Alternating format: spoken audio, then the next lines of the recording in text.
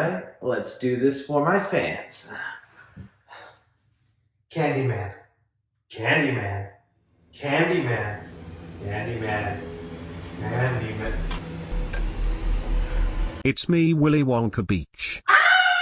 Hey guys, thanks so much for clicking on this video. My name is Chris. I recently just got done watching the latest Candyman movie. And with Candyman, after being delayed several times from theaters, we finally get to see the horror movie reboot / sequel based on the iconic horror villain Candyman. The story centers around a struggling artist named Anthony, played by Yahaba Abdul-Mateen, who when looking for his latest art project starts to grow an obsession for Candyman, leading him to a very dark path. And that's all pretty much said without giving any spoilers to you guys. This is a spoiler-free review. Now, as far as the Candyman franchise goes, I really love the first Candyman movie. The original one with Tony Todd was a movie I didn't appreciate as much when I was a kid, but recently in preparation for this new Candyman, after a rewatch, I think was a horror movie that was too advanced for its time, pulling in some social commentary while still managing to be an effective, grotesque slasher movie. So when I heard they were doing a reboot that would still be set in the same world as those past films, I was very curious to see. Add on Jordan Peele as a producer and Nia Dacosta as the director.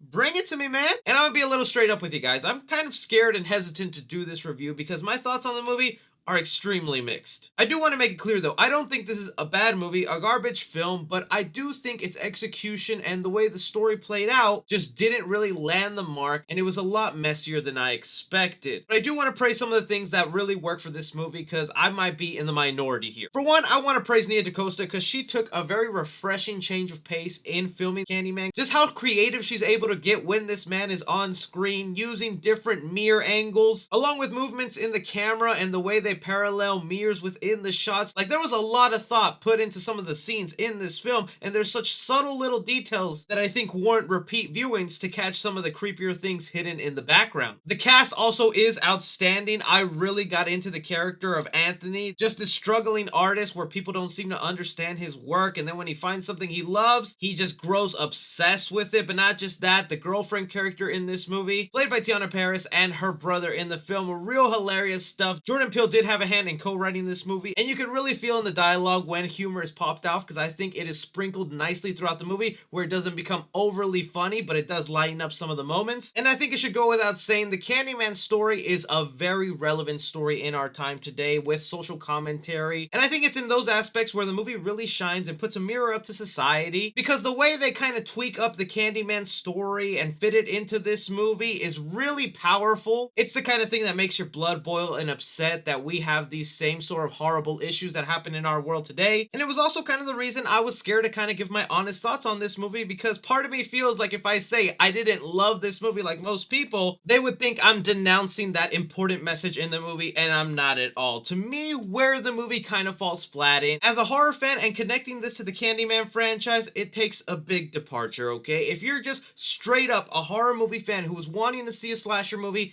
this just isn't going to be it for you. The reason I love that original Candyman so well with Tony Todd is because I think it found the perfect balance of putting up some social commentary while making it a brutal slasher movie, and this movie is mostly all social commentary with moments of horrifying visuals that I gotta say, when they do happen and are actually shown on screen, are pretty cool. But for the majority of this movie, about 80 to 70% of the kills happen off screen. I'm sure it was a stylistic and artistic choice for Nia Dacosta to do that, because there is a line in this movie about glorifying violence, but at times it came off like if they were trying to get a PG-13 rating, even though this film is rated R. And also, for a movie named Candyman, they really don't have the presence of a Candyman here. Now, I'm not spoiling anything when I say this, because he's been shown in the trailers. We obviously have a Candyman part of this movie that isn't Tony Todd, and that's not me confirming or denying whether he is or isn't in the movie, because if you're familiar with the Candyman world, there are multiple Candymen, but this specific Candyman going around and slashing people just does not have that presence that Tony Todd brought to the screen. It's treated more like a hidden shadow figure that isn't really meant to be seen, and that's not me as a Candyman purist wanting Tony Todd to be the Candyman for the entire movie. I welcome a new interpretation or for something fresh, but it feels like what they were doing here is that they were intimidated by Tony Todd's Candyman, that they didn't even want to attempt either replicating something similar to that or trying something new. So this new Candyman just came off a little generic with no personality. And since a lot of the times the people that are being killed off screen aren't really given that development, I just don't care all that much when they get whacked off, especially if it's them out of the screen and it's just a bunch of visual crushing bone and blood sound effects. There's also subplots in here that I feel just amount to nothing or just don't end up making a lot of sense in the overall big picture that Candyman was trying to tell. There's two in particular, one involving the girlfriend subplot and then the subplot involving the guy who owns the laundromat. The ending to me is also extremely rushed, and I feel like the movie just kind of ends abruptly without a lot of things being resolved and just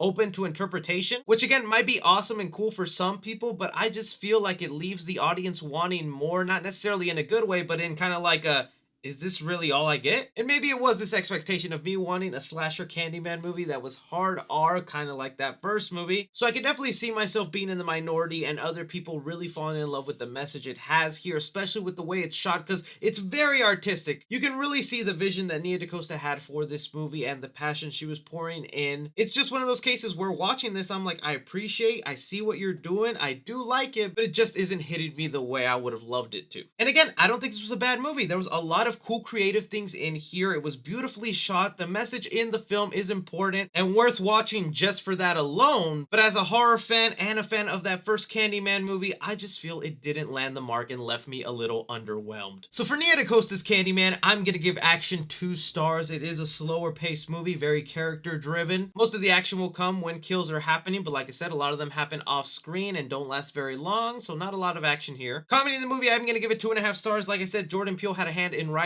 this script, and his brand of humor is very present throughout this movie and sprinkled in just the right amount. Drama in the movie, I'm gonna give it 3 stars, and that's really mainly due to the social commentary and how they were able to tweak the Candyman origin and tale to kind of fit that. I thought that was well done, but outside of that social commentary, everything else is pretty generic. Horror in the movie, I'm gonna give it 2.5 stars. I think the first couple that gets killed in this movie was done really well and had me excited to see the rest of the kills, but then they all turned out to be off-screen stuff that also had a lot of CGI blood. The real thing that'll horrify you is what some humans do to other humans. And suspense the movie, I'm gonna give it 2.5 stars. There was moments in here where I had my suspense really build up, wanting to see more, and the movie just ends. Casual fans, I'm gonna give it a C+. Cinephiles, I'm gonna give it a B-. And critically, I'm going to give it a B+. For Nia Dacosta's Candyman, I do think it's still a movie worth watching at least once in theaters. Again, that's just my opinion on Candyman. If you ended up loving the movie and really liked every aspect of it, I'm happy for you. I guess I was maybe just wanting that mix of slasher and real Tony Todd type presence from the new Candyman. But instead, I got a movie that was really focused on its message. So focused, in fact, it forgot to add a lot of those horror elements I was hoping for. So be sure you guys leave me your opinions down below with what you thought of the latest Candyman movie. Will you be watching it in theaters? If you did watch it, do you agree with me? Do you disagree with me? Anything and everything, be sure to like and subscribe. Follow me on Twitter at 3CFilms or on TikTok at 3CFilms. But as always, I'm Chris. Take care.